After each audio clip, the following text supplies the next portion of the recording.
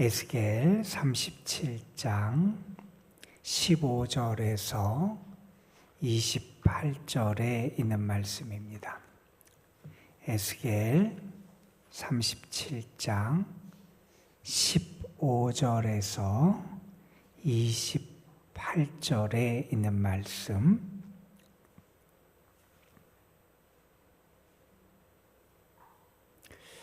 오늘 우리에게 주시는 하나님의 말씀, 우리 함께 한 목소리로 받들어 읽겠습니다.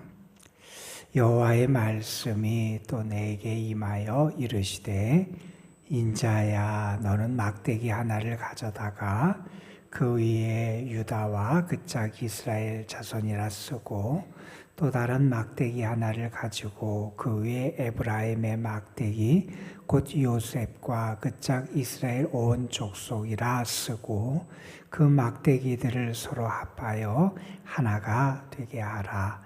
네 손에서 둘이 하나가 되리라.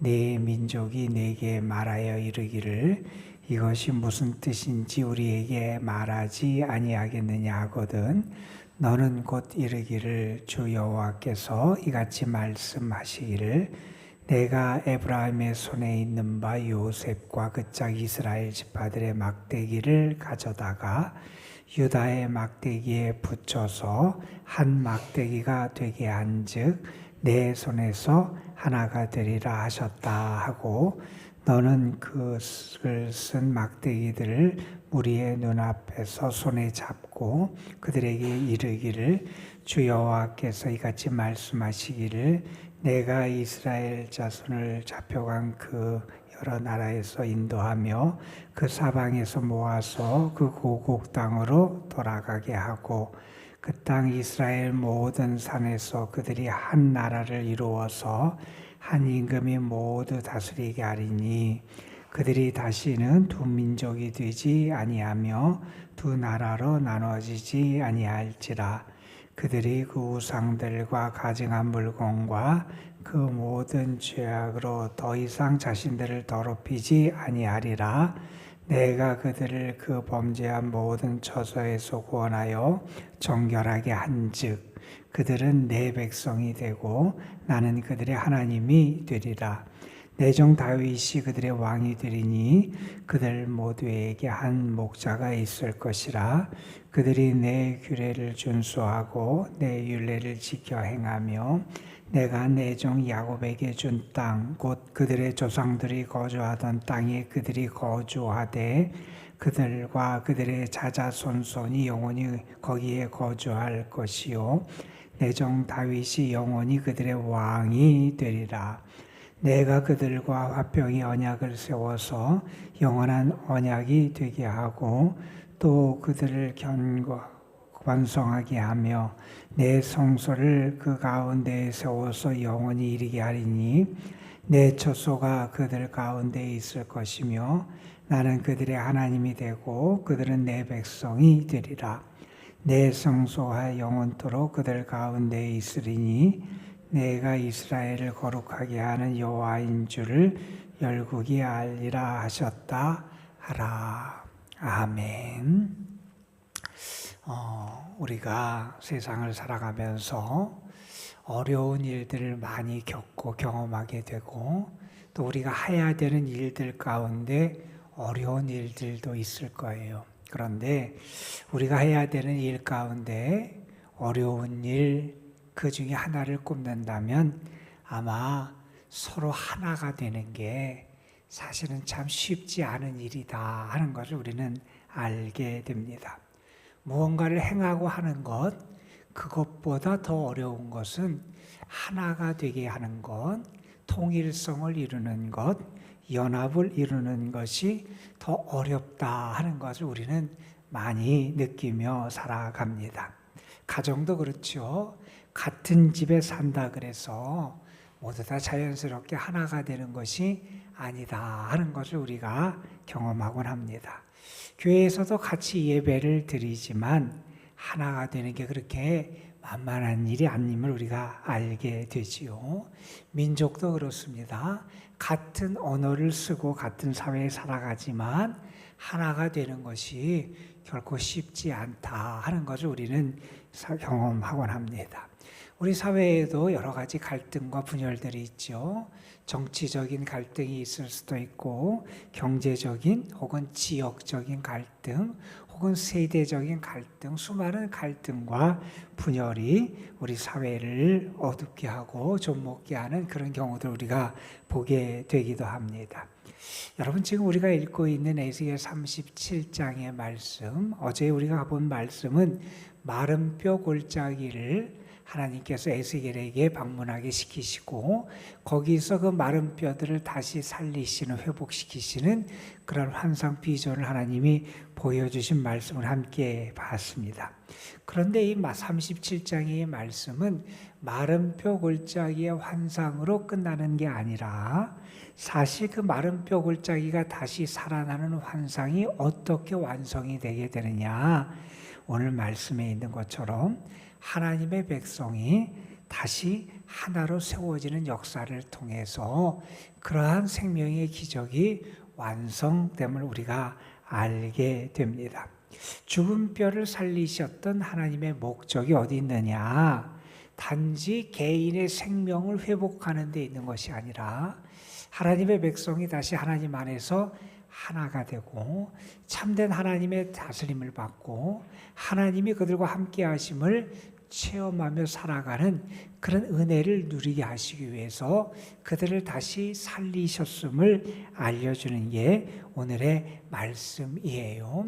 여러분, 우리가 예언서의 말씀을 보면 하나님이 직접 예언자들에게 어떤 말씀을 전하라 그러면서 말씀 자체의 전달자로 예언자들을 세워주시는 내용들을 많이 보게 돼요. 그래서 예언자들이 백성들에게 하나님의 위로의 말씀을 전하든 아니면 경고와 심판의 말씀을 전하든 하나님이 그들에게 맡기신 말씀을 예언자들이 나가서 선포하게 되는데, 우리가 또한 예언자들의 활동 가운데 하나님이 직접 말씀을 맡기셔서 전하게 하신 그런 내용도 있지만 때로는 예언자들의 행위를 통해서 하나님의 메시지를 전달하게 하시는 장면들을 우리가 보게 돼요. 하나님께서 어떤 행위를 예언자에게 시키세요. 예언자에게 때로는 예레미야에게 이쪽으로 며칠 누워 있다가 또 저쪽으로 며칠 누워 있다가 또 때로는 뭐 머리를 잘라서 3분의 1은 어떻게 하고 3분의 1은 어떻게 하고 3분의 1은 불태워버리고 흩어버리고 이렇게 하면서 예언자의 행위를 통해서 하나님의 메시지를 전달하는 그런 말씀이 등장하곤 하는데, 오늘 말씀도 예언자의 상징적인 행위를 통해서 하나님의 메시지가 전달되는 한 장면을 우리에게 소개해 줍니다. 하나님이 무슨 얘기를 하냐면 예레미야에게 막대기 2개를 취하라 하는 말씀을 하세요. 그러면서 한 막대기에는 유다와 그에 속한 이스라엘 백성들, 한 막대기에는 에브라임, 그러니까 북왕국의 중심적인 위치에 있었던 에브라임 지파, 그 요셉의 후손이죠. 그러니까 에브라임과 이스라엘 자손들, 다시 말해서 남왕국과 북왕국을 상징하는 그러한 막대 2개를 만들어서 거기다 그렇게 쓰라 이렇게 하신 다음에 예레미야에게 말씀하세요. 2 막대기를 내 손에서 이렇게 잡아서 내 손에서 그 2 막대기가 하나가 되게 하라, 이런 말씀을 하세요. 사람들에게 그걸 보여주라는 거죠. 오늘 말씀해 보면 그러면서 이렇게까지 말씀하죠. 그런데 사람들이 너에게 내가 하는 그 행동이 무슨 뜻이냐 이렇게 물으면 그 뜻을 이렇게 설명해 줘라 하면서 하나님이 또 이렇게 말씀하세요. 뭐라고 말씀하시냐면 오늘 말씀 19절에 보면 너는 곧 이르기를 주 여호와께서 이같이 말씀하시, 하나님이 이렇게 가르쳐 주셨다는 거예요. 내가 에브라임의 손에 있는 바 요셉과 그쪽 이스라엘 지파들의 막대기를 가져다가 유다의 막대기에 붙여서 한 막대기가 되게 한즉 내 손에서 하나가 되리라 하셨다 하고, 너는 그 그릇은 막대기들을 무리의 눈앞에서 손에 잡고 그들에게 이르게 하나님이 이렇게 말씀하셨다면서 그것을 보여줘라. 다시 말해서 이렇게 하라 예레미야에게 가르쳐 주시고, 그 뜻이 하나님의 손 안에서, 내 손 안에서 하나님이 이스라엘을 하나가 되게 하는 것을 내 행위를 통해서 이스라엘 백성에게 보여줘라, 이렇게 하나님이 지시하시는 그런 말씀을 우리가 보게 됩니다. 여러분, 이 2 막대기는 남왕국 그리고 북왕국을 상징하는 막대기였어요. 우리가 아는 것처럼 이스라엘은 솔로몬 이후에 남왕국 유다와 북왕국 이스라엘로 분열되게 되잖아요. 정치적으로 분열되게 되고, 그러다 보니 사람들의 삶도 여러 번째로 달라지게 되고, 신앙적인 중심도 달라지게 되고, 뿐만 아니라 그들의 감정도 달라지게 되고, 그래서 남왕국 북왕국 사이에 벌어졌던 전투도 여러 차례 있기도 했고, 그런데 그 두 왕국이 다, 북왕국은 아수르에 의해서 망하게 되고 남왕국은 바벨론에 의해서 멸망을 당하게 됩니다. 우리가 아는 것처럼 에스겔은 이 남왕국에 있다가 바벨론의 포로로 끌려가서 지금 바벨론에 있었던 사람인데, 이 에스겔에게 하나님은 마른 뼈 골짜기의 환상을 보여주신 다음에 어떤 행위를 통해서 하나님의 메시지를 전하면, 이 막대기를 붙이는 행위를 통해서 하나님이 그렇게 회복시킨 마른 뼈에서 다시 살아난 하나님의 군대가 된 이스라엘을, 남왕국 북왕국을 하나가 되게, 하나님의 손 안에서 하나가 되게 하신다 하는 메시지를 전해 주신다는 겁니다. 여러분, 사람은 자꾸 나눌라 그러고 분열되려 그러는 게 사람의 성향일 때가 많아요. 그런데 오늘 말씀에 보면 그 모든 것을 하나님의 손 안에서 하나가 되게 하신다. 세상적으로 보면 사실은 하나 되는 게 참 어렵잖아요. 그 남왕국 북왕국이 그렇게 분열된 왕국으로 각자 망한 그 나라가 하나 되는 것도 사실은 쉬운 일이 아니잖아요. 세상적으로 보면 어려워 보이고 불가능해 보이는 일인데, 그것이 가능한 것은 사람의 손이 아니라 하나님의 손 안에서 그런 역사가 가능하다 하는 겁니다. 여러분, 우리가 세상에서도 그렇게 어렵게 하나 되는 일들이 가끔은 일어나요. 우리가 잘 아는 남아프리카 공화국, 인종차별이 상당히 심했던 그런 나라잖아요. 아파르테이트, 그래서 흑인들이 아주 백인들에 의해서 무시를 당하고 차별을 많이 당했던 긴 역사를 가졌던 게 남아프리카 공화국이었잖아요. 특별히 어떤 일이 있었냐면, 우리가 잘 아는 넬슨 만델라라고 하는 사람이 대통령에 취임한 지 얼마 안 됐을 때 그쪽 나라 영어권에서 특별히 좋아하는 스포츠가 뭐냐면 럭비를 좋아하잖아요. 그래서 뭐 호주라든지 아니면 남아공이든지 예전에 영국의 지배를 받았던 나라들에서는 럭비가 아주 국민적인 스포츠인데, 그 럭비를 주로 했던 선수들은 백인 선수들이 주로 했다 그래요. 그래서 국가대표가 백인으로 이루어져 있었는데, 그 남아프리카 공화국에서 럭비 월드컵이 벌어진 거예요. 흑인들 관중은 그런데 백인들을 싫어했어요. 그동안 많이 차별을 받았으니까 백인들이 중심이 돼서 뛰는 럭비팀, 자기 국가대표인데 응원을 안 하는 거예요. 상대편 다른 상대국을 응원하는 거예요. 그러한 상황에서 그 당시 대통령으로 취임한 지 얼마 안 됐던 만델라가 어떻게 했느냐, 그 백인 주장과 악수를 하고 선수들과 이렇게 하나 되는 모습도 보여주고, 또 그 팀을 지지하고, 또 그 팀의 유니폼을 입고 경기장에 등장을 하고, 그러니까 서로 미워하고 했던 그 흑인들이 그 만델라를 통해서 그 백인들을, 그 주장, 그 팀을 받아들일 수 있는 마음이 열리게 되고, 그래서 결국 자기 팀을 응원해서 우승하게 되는 그런 일이 실제로 벌어지기도 했어요. 여러분, 많은 차별을 받고 미움을 받던 대상들이 마음을 열고 하나가 되는 것은 세상적으로도 참 어렵고 힘든 일이에요.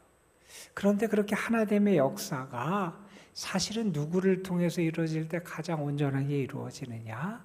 우리 하나님의 손 안에서, 하나님을 통해서 이루어질 때 진정한 하나됨의 역사가 이루어진다 하는 겁니다.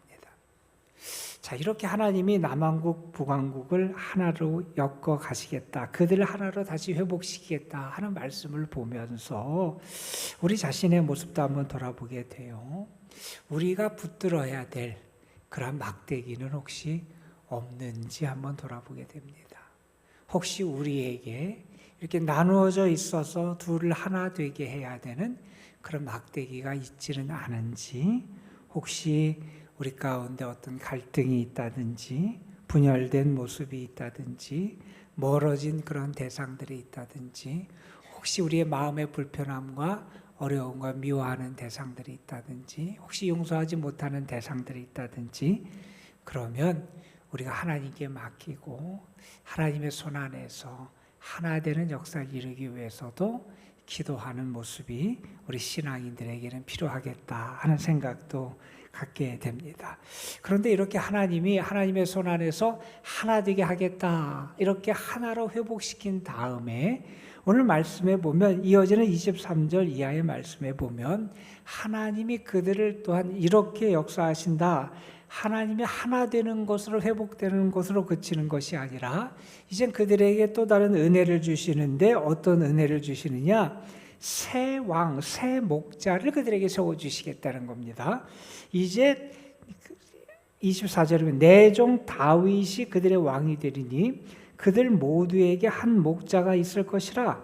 그들이 내 규례를 준수하며 내 율례를 지키고 행하고 내가 내 종 야곱에게 준 땅 곧 그들의 조상에게 거주한 땅에 그들이 거주하고 자제손손 영원히 거주할 것이고 내 종 다윗이 영원히 그들의 왕이 되리라. 그래서 하나님께서 이제 그들에게 새로운 통치자 다윗을 세워주신다는 말씀을 합니다. 물론 여기서의 다윗은 문자 그대로 이전에 살았던 다윗은 아니죠. 다윗은 이미 예전에 살았던 그런 왕이었는데 이것은 무슨 얘기냐면 하나님께서 이제 그들의 새로운 메시아 통치자를 통해서 참된 왕을 그들에게 세워주시겠다 하는 그런 이 말씀을 하고 계신 것입니다. 여러분 이 말씀을 보면서 우리는 그런 생각도 좀 해보게 됩니다. 나는 정말 새로운 통치자의 통치를 받는 새 나라의 백성인가? 아니면 여전히 회복되지 못한 옛 나라에 속한 그러한 삶을 살아가고 있는가? 여기 말씀에 보면 이제 하나님께서 다윗 메시아를 통해서 너희를 다스린다 하는 그런 말씀을 선언해 주세요. 나의 삶의 왕권 그 왕좌에는 누가 계신가? 다른 왕을 혹시 내가 섬기고 있지는 않은지 세상 사람 것처럼 나의 삶의 왕좌에 혹시 돈이 앉아 있지는 않은지 성공이라는 것이 앉아 있지는 않은지 혹은 내 자존심이 앉아 있지는 않은지 내 왕 그 자리에는 정말 주님이 앉아서 나를 다스리고 계신가? 여러분 이스라엘이 또 북왕국과 남왕국이 다 이렇게 멸망했던 데에는 물론 그들의 자신들의 죄악도 있지만 잘못된 지도자들을 통한 그런 부정적인 영향도 많았음을 우리가 알게 되잖아요. 하나님이 이제 그들을 죽었던 그들 마른 뼈와 같은 그들을 이제 회복시켜서 하나님의 백성을 삼으시고 그들을 하나님의 손 안에서 하나가 되게 하신 다음에 하나님 말씀하세요. 내가 이제 새 왕, 새 통치자를 너희에게 허락해 주겠다. 저는 여러분의 삶 속에 삶의 주인을 주님으로 모르시고 정말 그래서 여러분이 새 나라의 새 백성으로 살아가는 은혜가 여러분의 삶에도 함께하길 간절히 소망합니다. 여러분. 자, 오늘 이 37장 말씀 너무나 우리에게 소망을 주는 말씀들이 가득한 이 말씀이 어떤 내용으로 끝나는지를 보게 되면 우리가 더 큰 은혜를 받게 됩니다. 여러분 오늘 말씀 26절 이하의 28절에 보면 하나님께서 이런 말씀 약속을 주세요. 내가 이제 그들 회복된 이스라엘 백성들 그들에게 내가 새 왕을 줄 뿐만 아니라 그들과 화평의 언약을 맺을 거라는 거예요. 여러분 하나님과 화평의 언약을 맺는다는 것은 그들이 이제 하나님과 이전에는 깨어진 관계 속에 있었다는 거예요. 그들과 하나님께서 화목하게 하는 화평의 언약을 맺으신 다음에 여러분 26절 뒤에 보면 이런 말씀합니다. 내 성소를 그들 가운데 세워서 영원히 이르게 할 것이다. 여러분 27절에 말합니다. 내 처소가 그들 가운데 있을 것이다. 28절에 말합니다. 내 성소가 영원토록 그들 가운데 있을 것이다. 여러분 하나님 무슨 말씀을 하십니까? 내가 이제 그들과 화평의 언약을 맺어서 깨어진 그들과의 관계를 온전하게 회복할 것이고, 그런 다음에 내가 그들 가운데 거할 거다. 그들과 함께 할 것이다. 이런 약속을 허락해 주고 계십니다. 여러분, 하나님의 백성을 이렇게 회복시켜 주시는 이유, 그 나라를 회복시켜 주시고 하나 되게 하시는 이유는요, 결국에는 하나님이 그들과 함께 하시기 위함이다 하는 사실을 우리가 알게 됩니다. 여러분, 에덴 동산에서도 그랬잖아요. 아담과 하와가 하나님과 함께 거했었잖아요. 여러분, 출애굽한 다음에 하나님께서 이스라엘 백성들에게 광야 생활을 시작하기 전에 그들에게 상징적으로 무언가를 만들게 하셨어요. 그게 뭐냐면 성막이라는 거였어요. 그리고 나중에 그들이 다윗 때 예루살렘을 점령하게 되고, 다윗이 준비해서 솔로몬 때 성전을 짓게 되잖아요.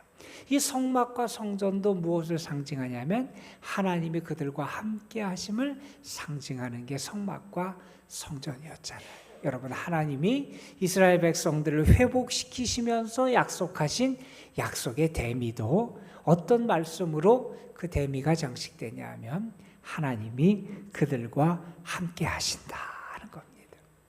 여러분, 오늘 37장에 있는 말씀들 우리가 하나하나 한번 돌이켜 봤으면 좋겠어요. 하나님은 마른 뼈와 같이 죽어서 소망이 없었던 것들을 다시 살리시는 분이 하나님이시다라는 것.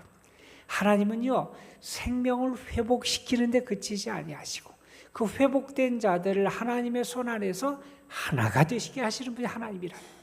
그 하나님은요, 또 그들에게 이전에 잘못된 통치자가 아니라 새로운 통치자 메시아를 주셔서 그들의 참 주인이 되게 하시는 분이 하나님이시고, 하나님은 또한 그들과 함께 하시는 분이 하나님이시다 하는 겁니다. 이 약속의 회복의 말씀들이 이스라엘 백성들에게 주신 하나님의 말씀일 뿐만 아니라 오늘 우리에게 주시는 하나님의 약속과 축복의 말씀이 되기를 간절히 소망합니다. 하나님은요, 우리도 회복시키실 것이고요, 우리도 사람으로는 불가능하지만 우리도 하나 되게 하시는 역사를 우리의 삶에 허락해 주실 것이고요, 우리의 삶에 참된 통치자가 되어 주시고 우리와 함께 하시는 오늘도 우리에게 허락해 주시는 분이 하나님이십니다. 하나님의 임재와 축복이 오늘도 여러분의 삶에 함께 하시기를 주님의 이름으로 축원합니다. 기도하겠습니다. 아버지 하나님, 마른 뼈를 살아나게 하시고 또한 하나님의 백성을 하나 되게 하실 뿐만 아니라 메시아를 통해서 그들을 다스리시고, 또한 하나님께서 하나님의 처소를 그들 가운데 정하셔서 하나님의 임재하심, 영원히 함께 하심을 약속해 주신 말씀을 우리가 함께 읽었습니다. 이스라엘을 회복시키시기를 약속하신 하나님의 축복과 은혜의 말씀일 뿐만 아니라 오늘 죽어져가는 우리의 심령, 우리의 삶을 회복시키시는 하나님의 말씀, 분열되고 갈등 속에 있는 우리의 삶을 하나님이 다시 치유하시고 하나 되게 하시는 하나님의 축복의 말씀, 잘못된 주인을 섬기며 삶을 허무한 대로 이끌어가는 우리의 삶을 참 주인을 통해서 회복시키시고 새 나라 새 통치의 다스림을 받는 귀한 백성으로 우리를 다시 고치시는 하나님의 축복의 말씀, 우리를 떠나지 아니하시고 이제 우리와 영원히 함께 하신다는 약속의 말씀, 우리에게 주신 축복의 말씀으로 이 말씀을 오늘 우리에게 들려주신 줄로 믿습니다. 우리의 삶에서도 이 약속 하나하나가 이루어지는 복을 누리게 하여 주시고, 이 말씀을 통해서 우리의 모든 것이 치유되고 고침받고 온전해지는 역사가 나타나게 하여 주옵소서. 아버지 하나님, 하나님을 나의 주인으로 하나님의 다스림을 받는 삶을 살아가야 되는데 그렇지 못한 삶을 살아온 적이 얼마나 많은지 모릅니다. 세상을 따라가고 물질을 따라가고 나의 욕망을 따라가고 내가 주인된 삶을 살아가며 하나님의 길을 잃었던 우리들을 다시 한번 일깨워 주시고 고쳐 주셔서 이제는 하나님의 다스림을 받는 하나님 나라의 백성으로 살아가는 저희들 되게 하여 주옵소서. 하나님과 함께 살아가는 행복이, 그 기쁨이 오늘도 우리의 삶에 분명히 나타날 줄로 믿습니다. 하나님의 다스림을 받는 것이 얼마나 큰 행복인지 오늘 우리의 삶에서 체험하게 될 줄로 믿습니다. 하나님이 우리와 함께 하시고 은혜로 우리의 삶을 채우시고 오늘도 우리를 인도하여 주옵소서. 주님 앞에 나와서 기도하는 영혼들 하나님 불쌍히 여기실 뿐만 아니라 저들의 간구 부르짖음을 들으시고 응답하시고 하나님의 사랑과 은총으로 저들의 삶을 충만하게 채워 주옵소서. 오늘 하루의 삶도 하나님께 맡깁니다. 믿음으로 살게 하시고 주님이 나와 함께 하심을 믿으며 임마누엘의 삶으로 승리할 수 있도록 역사하여 주옵소서. 우리 구주 예수 그리스도의 이름으로 기도드리옵나이다. 아멘.